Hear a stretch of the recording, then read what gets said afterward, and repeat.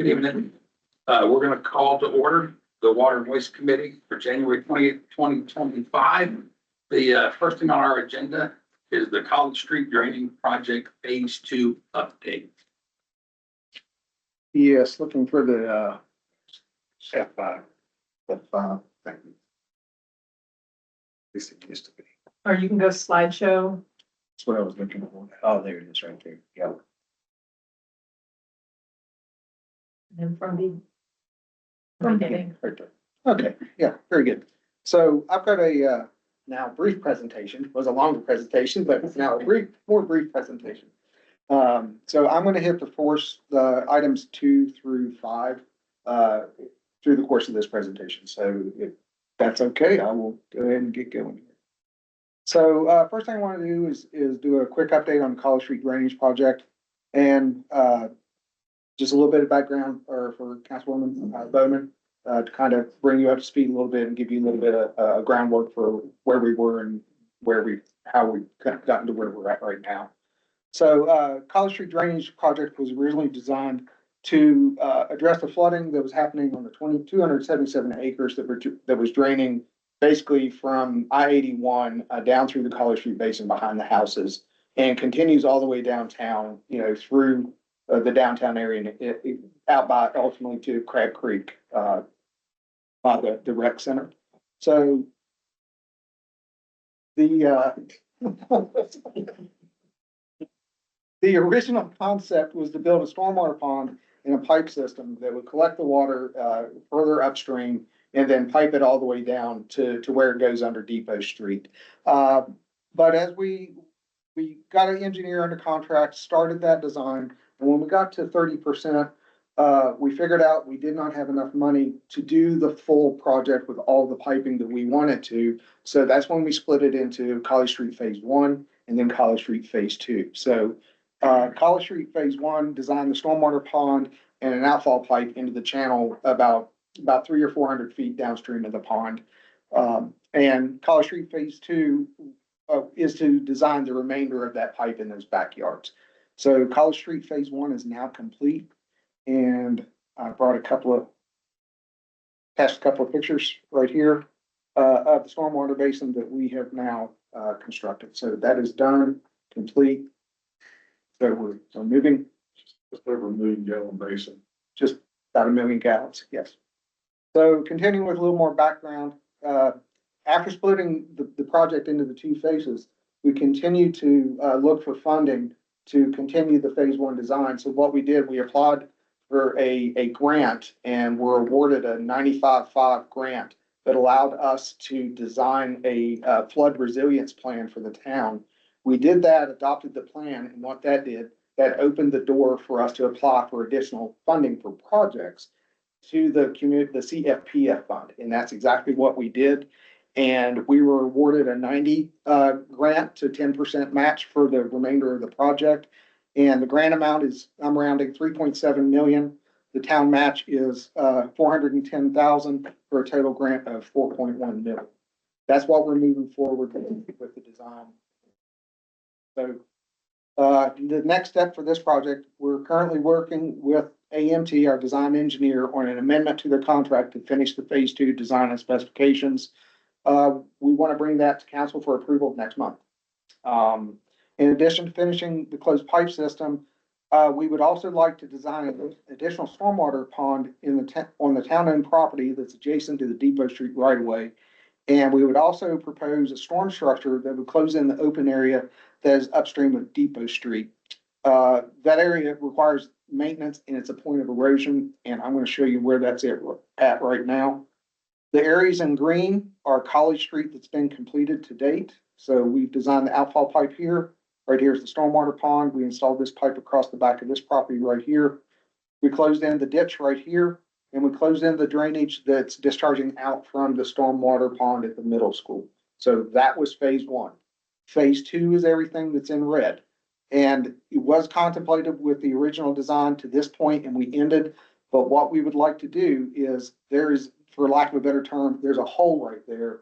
We'd like to build a structure, close it in, and pipe this little piece right here, And the town already owns this property on the other side of Depot Street. We want to try to build another stormwater pond right there. So that would be College Street Phase 2, and we're proposing to do that with the almost $4.1 million that we have. So, next on the agenda, number 3 was Hickok Street drainage. Questions on college that we talked about? Would like to have a copy of that. And Oh, absolutely. You want the PowerPoint? You can have the PowerPoint. Okay. Hickok Street drainage, construction of this project will reroute existing drainage that currently flows under parking lots and under the existing buildings downtown. This will involve the construction of a concrete box culvert on Hickok Street and on Commerce Street. The project also includes, some street improvements that support the future gathering space, which will include the relocation of overhead utilities to underground. There's some water and sewer relocations. With that, there's curb and gutter and expanded sidewalks. This project is currently funded through the VDOT Revenue Sharing Project Grant Program, which is a 50-50 grant. So the grant is about 2.5 million. So the town's match is about 2.5 million. And like I said, this project is currently under construction right now. So what I did, I included a copy of the construction phasing diagram that's in the construction plans that shows how the project is going to progress. Currently, right now, they're in the area of Phase 1A and 1B. As you've probably seen, Commerce Street is closed right about here, and they've got a bunch of stuff torn up right out there. So they're starting with the concrete box installation down here. They will work their way up Commerce Street, and then they will turn, and then they'll work their way all the way up through the main Hickok intersection and ultimately to the connections right here. This drainage right now flows down through here and goes under the buildings and pops out right about here and continues on and gets picked up. So this box culvert will intercept the water right here in Hickok Street, then route it down Hickok and then Commerce and reconnect into the existing pipes at that point. So I do want to point out that we have a schedule right here. This is subject to change depending on materials, weather, multiple factors. But as of right now, like I said, they're currently closed and they're on Commerce Street. They're proposing to have that open the first week of June. Hickok Street is going to get shut down probably next week, starting at approximately this location to Main Street. So they'll be working in this stretch right here. And as you can see, Hickok Street, Main Street intersection will be closed starting in June and will be closed for the duration of the project. So it's not all going to be closed at once, but as we progress through these phases, there will be closures and there will be openings. So theoretically, by Thanksgiving, By Thanksgiving, it could. if I get everything's gotta Well, go on. and I sound like a broken record. This is construction in an old part of a town. You are going to find things that we don't know about. It's going to happen. It's just the nature of doing projects in older areas. But we will do our darndest to stick to that schedule and address things as they come up as efficiently as we can. So when you close Main Street, how closed is Main Street? Main Street will be closed. It will, through traffic will not happen From on June Main to Street. May. From June to June November. to November. Yes, there will be detours and everything up. It's disruptive, but it's temporary. Sure.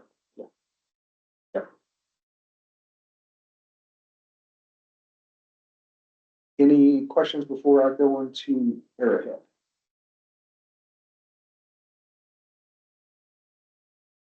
Arrowhead Sewer Rehabilitation Project. This project is a construction project that will reduce the amount of ground and surface water that is infiltrating into the town sewer system. This infiltration leads to sanitary sewer overflows. So the town entered into a consent order with DEQ in December of 2022 for sanitary sewer overflows. So part of that consent order is the town had performed a sewer study years ago and mapped and documented and videoed and had previously documented where a lot of the I&I problems were. We took that study and then we developed the Arrowhead project and we committed to DEQ to build part or all of it as part of this consent order. And We also, about the time that we entered into the consent order, we applied for 100% grant funding for ARPA funds for the project. We were awarded $1.9 million in 100% grant funding for the construction of this. And about the time we advertised this for construction, DEQ called us and said, hey, our administrative costs aren't what we thought they were going to be. So they gave us some more money. They gave us over another $1 million. So the current grant amount, 100% grant amount for this project is $3.1 million. We awarded a contract for about 1.5 million in June of 2024. So right now we have a contract for 1.5 of the 3.1. So the next steps for this project is the contractor is mobilizing next month to begin construction. So this next bullet is what I call a good problem to have. We've got some more money, we've got to spend it. And what the town staff would recommend and like to do, and we want to run it past the committee, is we'd like to bring about a $900,000 change order for this project that will allow us to continue to expend the additional grant funds that we received. And we don't have that coming just yet, but in the next few months, we would like to bring that for council approval and amend the existing contract that we have through change order and add additional work to that for the Arrowhead Sewer Rehab Project. Do you have 900,000 more dollars worth? Yes, yeah, easily. The project that we, Yeah. yeah, just so- We're interested in this one, Kim. so just the original project, the engineer spec'd out the project and put a cost estimate. I believe it was about $6 million worth of work. So yes, we absolutely have additional work that can be done with this money right here. So, and understand, please, there's also additional construction work, there's additional design work, there's additional inspection work. So we've got about 1.5 we've got to spend, but some of that is being spent in those areas right there. So we feel comfortable. There's also a contingency amount that we're going to have to float from the grant amounts that will cover any change orders above what we're trying to add to the project right now also. So, on the next slide I have. The issue, what I was thinking was you're gonna come ask us for 400,000 for, College Street, or, to extend the thing. If you didn't need all 900,000, we could have taken half of that, put it over to this other one instead of figuring out where we're gonna come up with the other money you're gonna ask us for. Those are very different funds. I don't think they'd let them move us like Okay. that. Yeah, I think they're, Where I was going next, if you'd have said, well, yeah, they're project specific and they're approved for those. The grant applications were for those, so they have to stay with those then projects. you will not have an issue from, I don't think either one of us on that. The current work that we have, the 1.5 million we have under contract right now is occurring in the areas, that aren't shaded right here.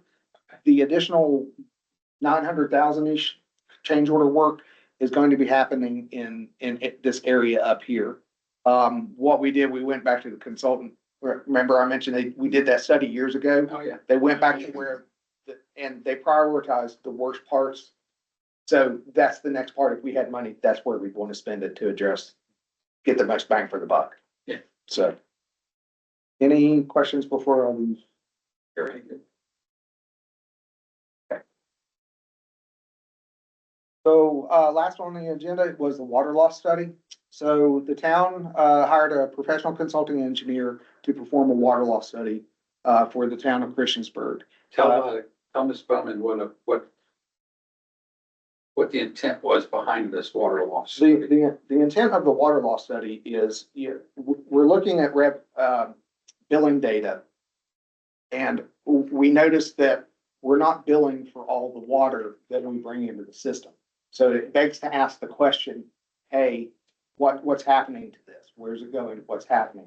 So we did a back of the envelope and we got a number, but at that point we said, hey, let's get a professional on board and take a look at this. And that's what we did. This was to investigate some water losses we were seeing in the system. Was it that significant? Well, yes, ma'am, it is. Yes, ma'am, it is. But we brought the consultant on board. We gave them access to our metering data and different things with our system. They worked on this for probably, Jim, correct me, 10 months to a year. Yeah. And we now have a report, and there were some key findings in the report. First finding was there's approximately 35% water loss across the distribution system. Yes. So there were three key components that they had, key findings, they called them, that they identified.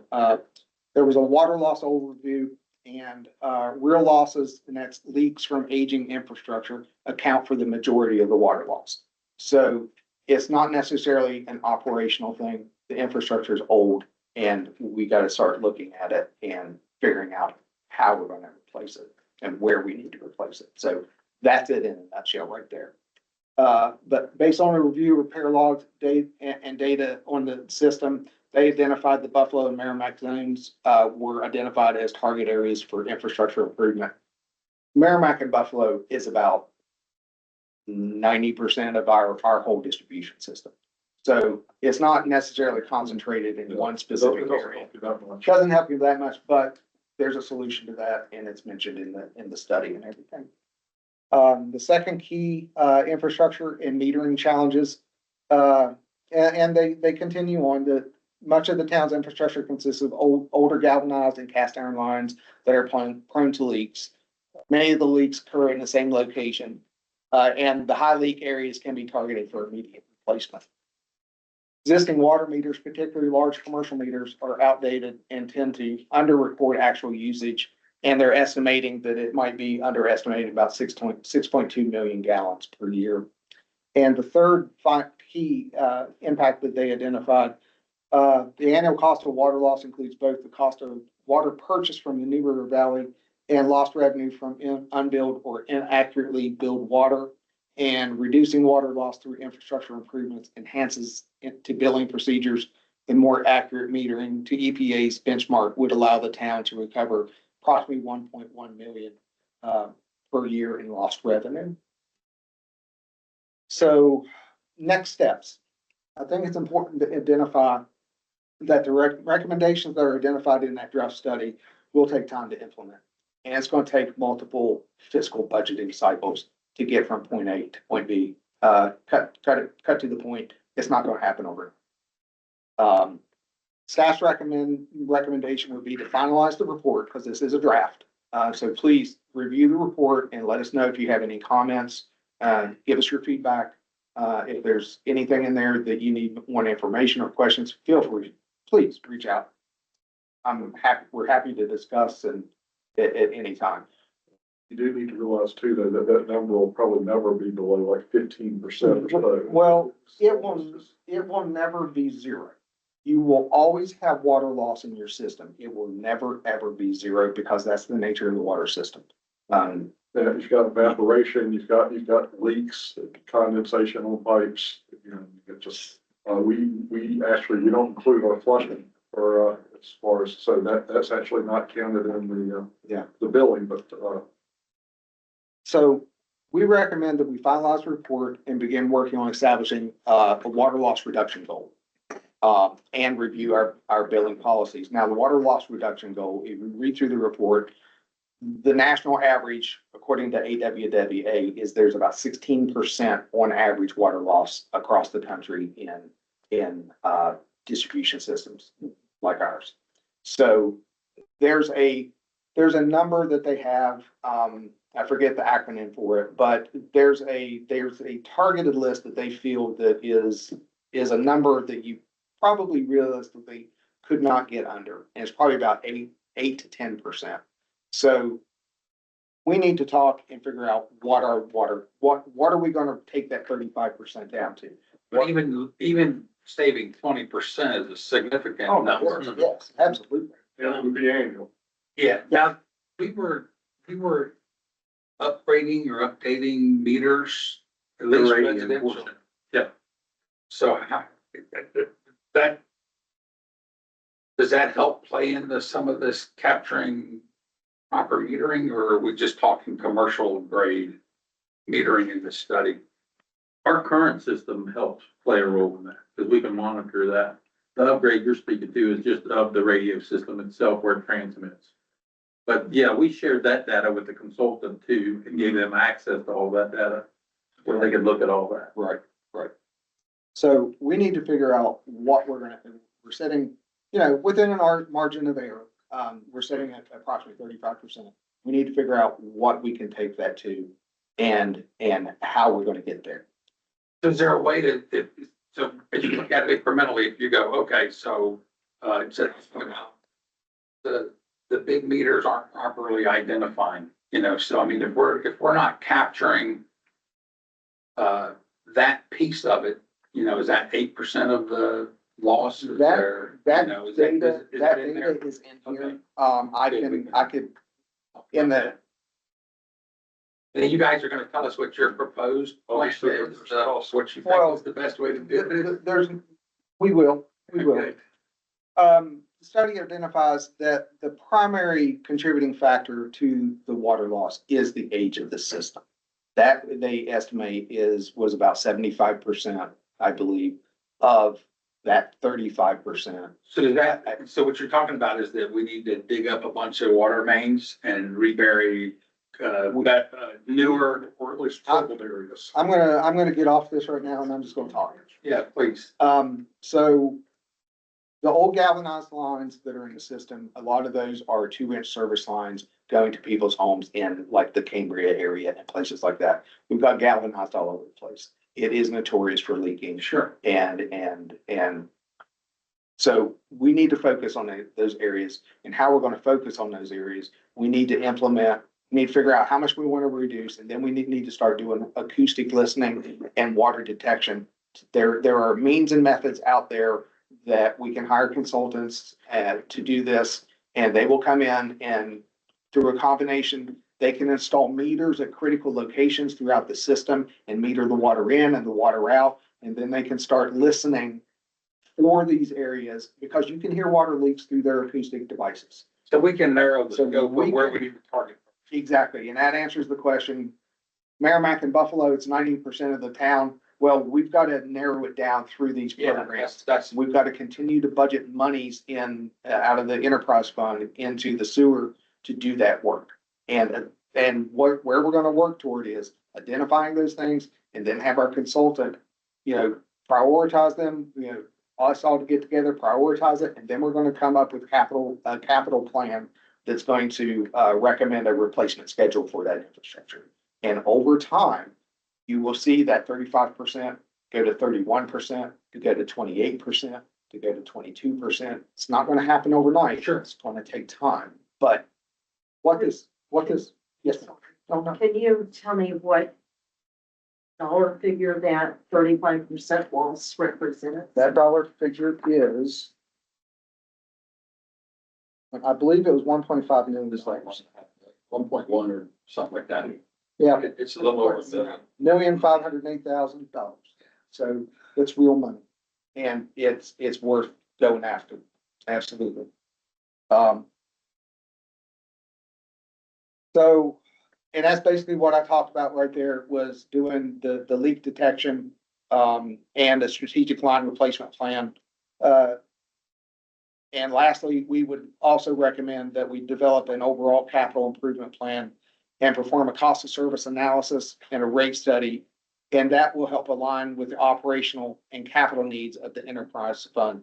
And what I mean by that is, it's gonna take a look at it, because remember, every dollar you save of that water loss goes toward extending the time that you would potentially have to do a rate increase, or would reduce the amount of a rate increase. We will always have to continue to increase those rates over time, but the more we save now through this effort and this endeavor, it will help prolong or potentially reduce the amount of future increases. So it's money that's out there, and I think we need to be proactive in going after this and reducing this. When do we anticipate it no longer being a draft? After you guys take a look at it and give us any comments that you have. We've reviewed it a couple of times. Meredith, and Public Works has reviewed it a couple of times.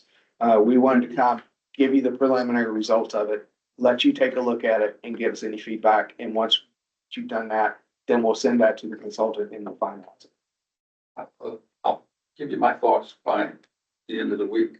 And if you have any questions, give us a call, please. No, I will, but I think it's a lot of money. Per year, Yeah, no, it's a lot of money. per year.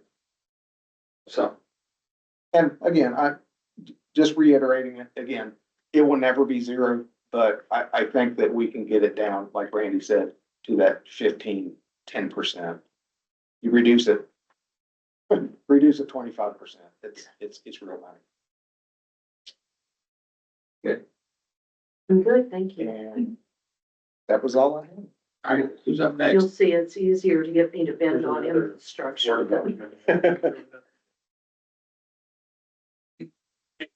Something popped up that there's only 5 minutes left on the recording. It's been doing it. It's not gonna kick you It's off. not, yeah, it's Okay, been doing you're it. gonna kick us off. Which one, Jim? This one? Yes, sir. We don't know why it's doing that. It's been doing that all day. Hopefully it won't kick us off this time, but it's not happened yet today when it says that.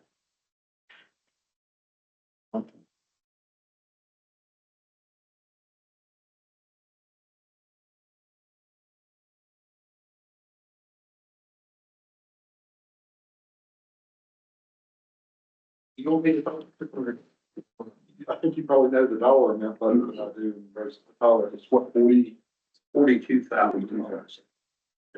What the Tyler Munis Citizen Utility Customer Portal is we have an option through our Tyler Munis Enterprise software to have viewable water bill, basically.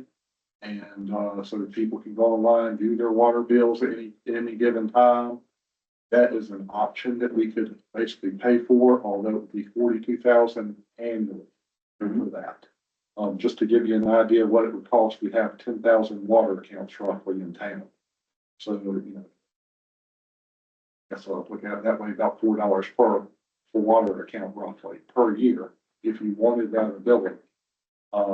It's just, basically we want to ask your opinion. Do you think that is worth charging? Because we would basically pass that on to the enterprise fund and the water account if we were to pursue that. Do you think that is worth?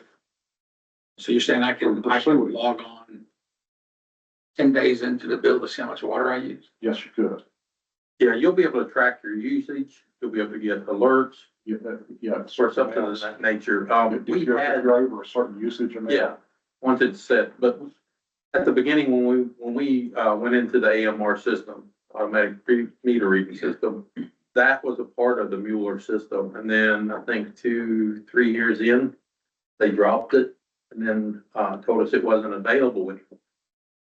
So we did have some customers that got used to using it, but I don't know how many. That Miss Tweedy kind of handled that. So in those years after that, Miss Tweedy and Craig Hatmaker, that used to be the IT director and so forth, they continued to look for avenues to have an option to do that.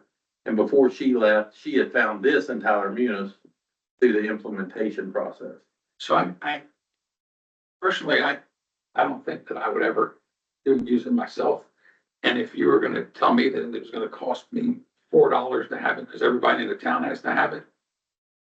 Because is that what you're saying? That's why we're asking, is do you think it's worth charging? And it's one of those, either we charge everybody for it or we don't, it's all or nothing. Is it worth roughly 33 cents a month for our customers to be able to do that? And like I say, it's not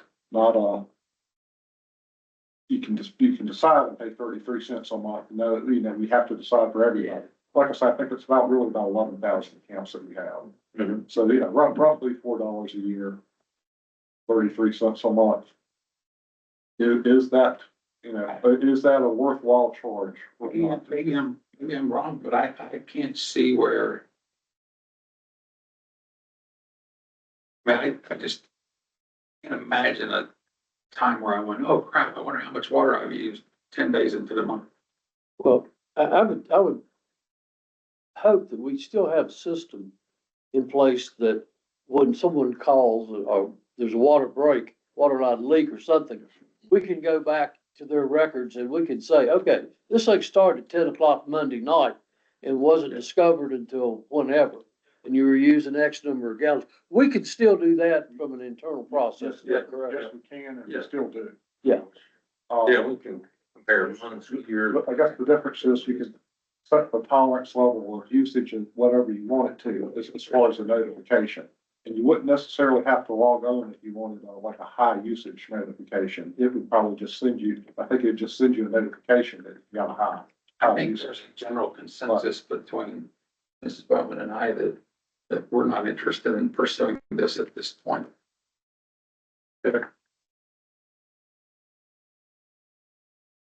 Thank you, though. The next on the agenda is the Mueller Laura One automatic meter reading project. I'm gonna pass it off to my young associate since he's managing it. Yeah. He prepared an overview, for you guys.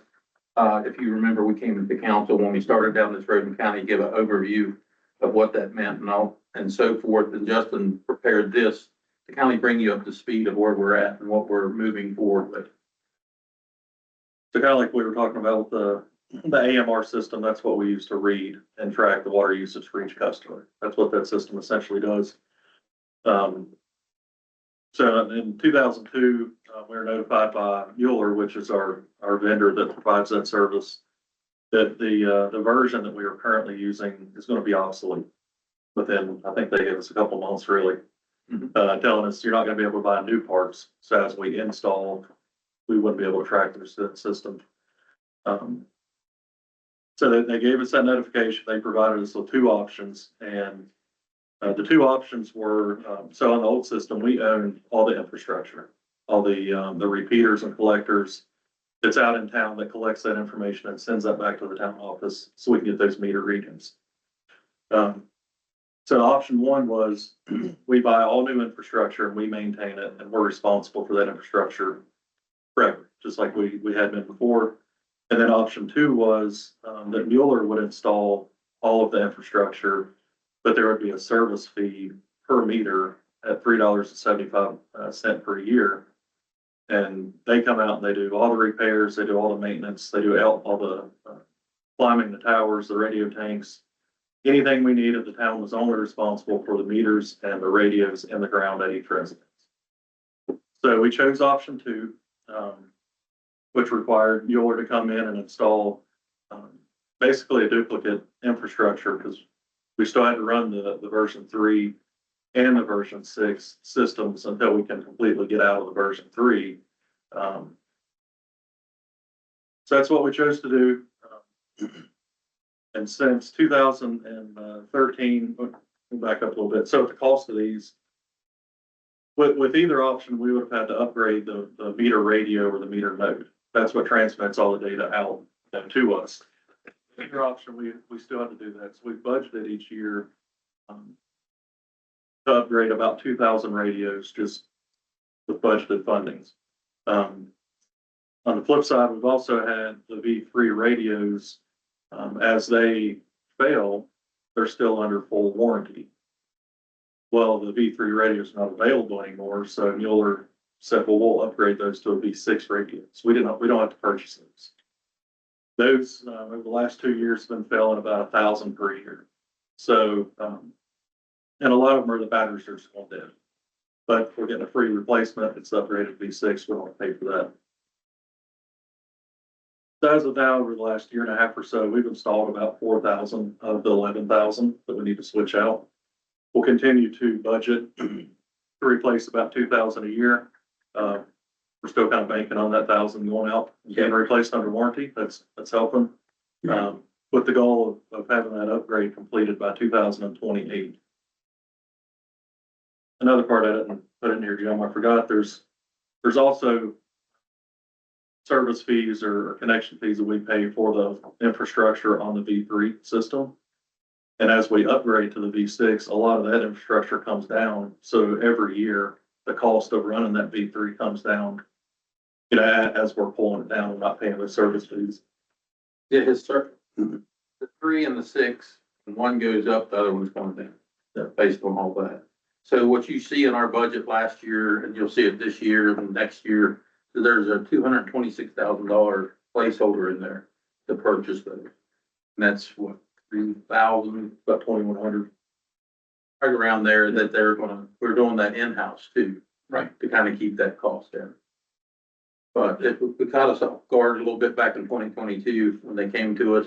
But we've got a pretty good plan now moving forward. We're working on some issues with the newer infrastructure now. We've got a couple of black holes that are not transmitting out, but we're working through that with them. Questions on that?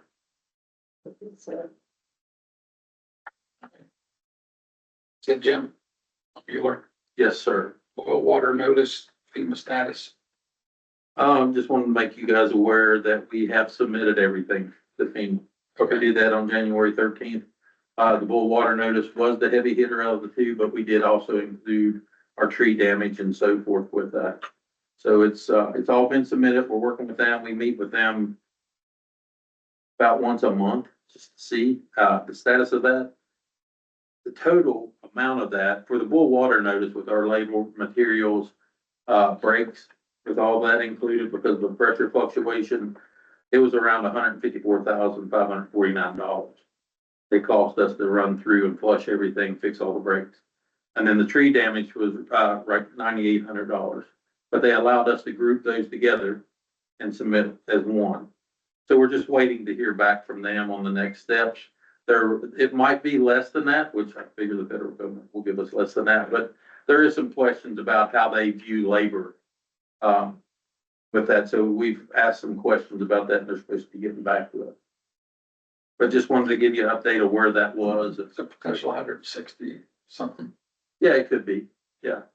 About 164,000.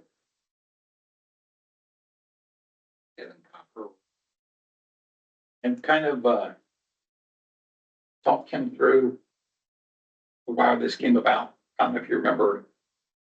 Anyways, don't just give us the update. Tell us why we had to do this again. I remember you. Yeah, okay, all right. Everybody, Federal mandate.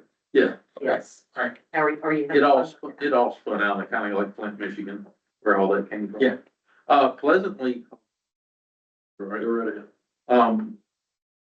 We have moved along at a really quick pace. We came to council, made you guys aware of what we were doing and so forth. Worked with a consultant, laid out a plan of action. We approached VDH just using their statistical methods approach, see if we could get the lead-free status, which we did. Justin and his crews, I think they inspected over 900 of them in 8 weeks and confirmed them. So we got that status now. We submitted our inventory by the deadline, and it's on our web. I think Christina's posting it to our webpage because it's public access. We created the service line discovery program, made the webpage, which has the information on it that you can access through the towns. Next steps, that what we're planning is there's a certain sampling protocol for daycares and schools. It's not due until 2027 is the deadline, but we're proactively going ahead and making that plan of action to see if we can go ahead and get that started too and stay ahead of the curve.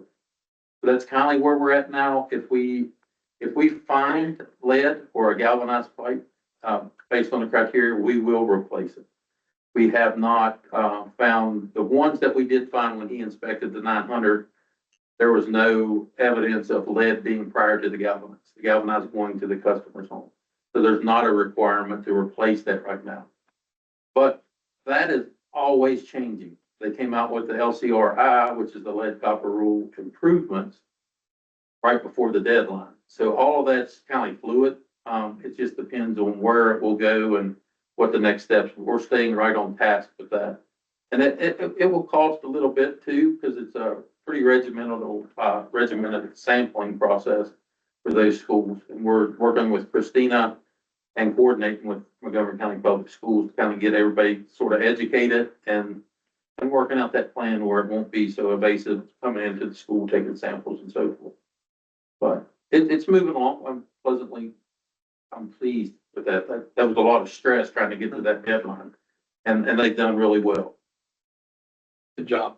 Thank you.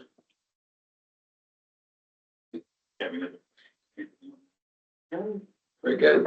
Water rate increases from New River Valley Water Authority.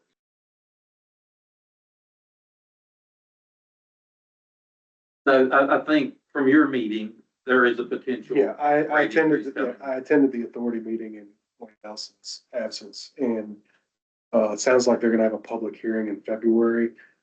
They're gonna propose a 5% rate increase, but they are going back and evaluating, so it's possible that could come down, but for right now, we'll budget 5% rate increase coming from the water authority.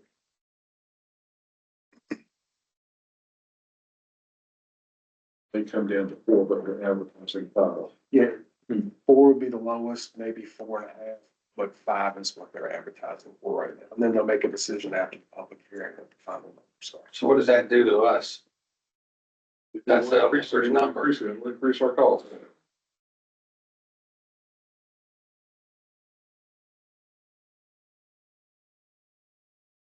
So around costs too. So We've raised water 2 years ago. 20 years, I think we've raised it 4 times in the last 6 years, maybe. I know we took a hiatus from it, but we raised it somewhat significantly 2 years ago. At least if you ask. So, all right. Update on solid waste capital fleet purchases and proposed wraps. Travis manages this area too. I'll give him, update you guys. There's a rate increase coming with this one as well.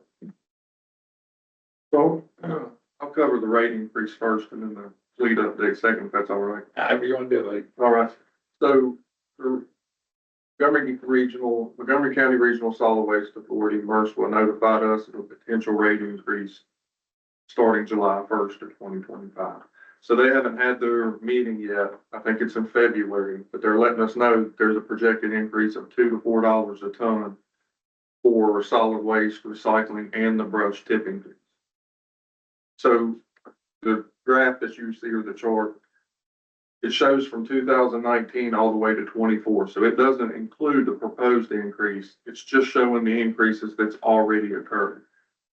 So for example, in solid waste, it shows the increase year to year, but from 2019 to 2024, they've increased 36% in solid waste. In brush, they've increased 46% in that time. And in recycling, they've increased 114% in that time frame. So the additional $2 to $4 per ton in 2025 will increase that percentage. But we wanted to make y'all aware. We will budget in our materials to cover the increase. We wanted to make you aware. We're using the higher number for budgeting purposes. But we consistently, our price per ton has consistently went up with commercial. And then commercial haulers has went down. So members are paying a higher. Like 2 years ago, we did a bid out, didn't we, where we asked the different commercial guys what their cost would be. And it ended up being cheaper to buy 2 new garbage trucks than it did to Contract it out. contract it out. I'm assuming that probably, Well, this really is not part of that. So like our recycling contractor, This is just basically tipping. this is just tipping fees. So when they collect recycles, we're still paying those tipping fees. The only thing we're paying them is for that service. So it would be the same way if we contracted out solid waste collection, we would still be paying this per tonnage price regardless of who picked it up. And we're obligated for the agreement to haul to them. So Yeah. Yeah, and that agreement's getting ready to come to renewal in June. That we need to take a look at. Randy and I spoke of that. But it is, I mean, it's went up quite a bit of year.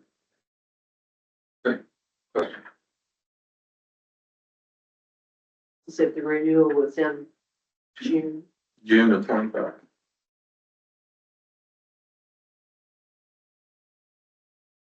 So as an update on the fleet, the capital equipment that you mentioned we purchased, So we purchased two automatic side loaders, ASL trucks. So we've already received one of them. And then we're expecting the other one to arrive in April this year. And then in this year's budget, because we budgeted those in years past, and we've had to roll that over. But in this year's budget, we also budgeted to replace a rear loader. And that rear loader is expected to also be here in April of 2025. That's the first truck we've ordered in 4 years that'll be in the same cycle of ordering it and receiving it. The side loaders were 2 years. Trying to get them based on lead time, so it's pretty good. You'll see, same.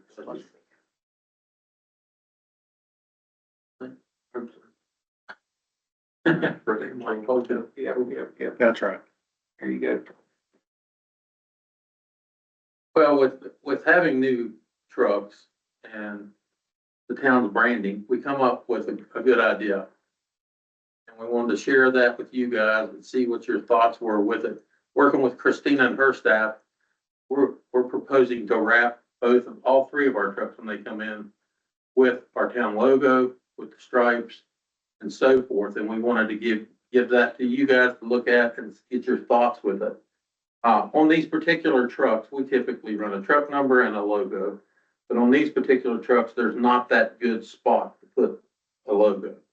So we started looking at it, speaking with her and seeing how possible it would be just to put this on there on all three of them to where it will, when they go up and down the road, people know who they are.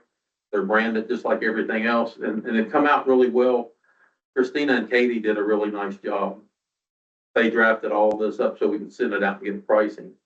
But we wanted to bring it to the committee and see your thoughts before moving forward. You guys were okay with doing that. That's fine. You have issues. Yeah, I just wonder what it's gonna cost. The initial quotes, we're looking at $1,500 to $1,800. For the, Yeah, it's not overly expensive. And those were all from local vendors. what's the longevity of a wrap on a vehicle? They told me it could be anywhere from 7 to 11 years, depending on how it's long do taken you care of. keep the vehicle? Those will be like 10 years. I don't really want to start talking about replacing them, but no, usually, with the service life with those, it's around 10 years, 10 or 11 years. Yeah. Although we have some of the trucks are like 20 years old, right? Yeah. Still got some. I particularly like the warning on the back, the slow down type thing. Mhm. Well, that's currently already on it. They come from the factory with that. We just thought on the back too, to shrink it down a little bit and let people know that who's following us, that's us. And, we're really pleased with how it turned out. Yeah. It's good. I don't think $1,500 is unreasonable.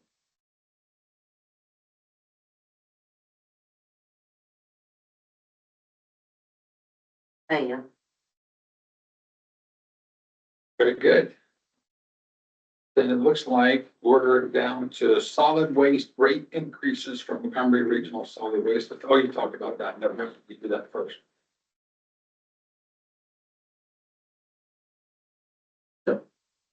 That's everything we have. If you've got any questions or need any answers about anything else? You have any, Randy, you have anything else? Well, that's good time was. Mike? I might kick it in. I'm good. I went. He was giving orders to begin with. Hey, You will see in our budget, Fallen Branch water tank. It's in need of some repair. It's over right at 22, 23 years old. And it's that time we've been doing our tank inspections. And after that inspection, we've got some recommendations. You'll see that placeholder in the budget as well. we're building a new water tank, right? I'm having new ones already. We're rehabbing the tank. We are rehabbing that tank. We were gonna build a tank. We bid that out and the bid came in at like $4 million. And we were like, that, yeah, no. So then it became cost effective to rehabilitate the existing tank. So that's the path we're going down. That's Buffalo. That's Buffalo, Buffalo. so I'm talking about that. Yes. Yeah, and during our inspection there, it allowed the structural engineers and all get in there and get a really good look at everything. to bring it back. He was referring to the falling branch tank. Yeah, two separate. So the fallen branch, it, I assume, supplies the, industrial park. It does. Okay. And then it also participates in the whole Buffalo pressure zone. Or Buffalo's here, that's there, you got Hubble and Hills, they all work in that pressure zone together to maintain it. Any more surprises in your budget? I don't think so. Budget request? So, since we just have just a few minutes, Mike, go back over, we have a high percentage of the projects we do through that are like these, that are all, they're grant funded. And these guys do a real good job of, getting grants for most of the projects we do. Right? The transportation projects absolutely do. A lot of the utility projects are funded out of the enterprise fund. But we have been successful in, the upgrades to the wastewater treatment plant. We, got the 0.5% loan for that, which is phenomenal. And then we've been going back to these, ARPA funds for the sewer project. So we've been very successful at leveraging and applying for it and getting funds. Transportation projects are significantly funded through those grant programs that VDOT has. So I know this is water waste, but across the board for all of our capital projects, we do. This is speculation, but do you foresee the grant? Do you foresee changes coming down the road because of the new administration at the state level anytime in the near future? I'm not 100% sure at the state level. Anything I say would just be speculation. I really don't. Maybe you might know something. No, ma'am, I really don't have any information that could even reflect the answer. Eventually you'll hear, we have all kinds of things, and I'll be honest, because I've actually been on the committee for 3 years, but there's smart scales projects and, we have all kinds of things that we're asking for that either aren't being funded. We keep going back in there. You hear us talk about the road extension from Cambria over to Pepper's Ferry. And so there's stuff like that that's out there that just. We applied again and it was not funded. So we will apply again in 2 years. So did we get from 340 down to 200 yet? The whole connector route's at 85 million. Yeah, the whole connector route. It's up to 80 times in. Both. Yeah, for both phases, phase 1 and phase 2. Yeah, it's So upwards it's gonna be like 75, 80. It was, I think it's 45 million, wasn't it, for the phase we applied for, and I think the total Salem District Award was 100, Some million. that was the total.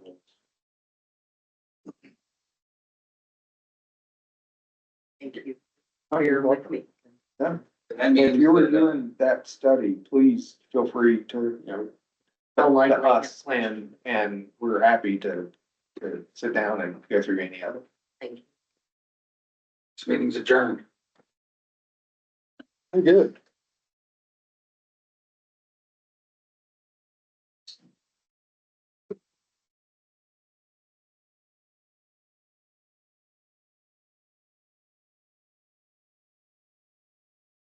It's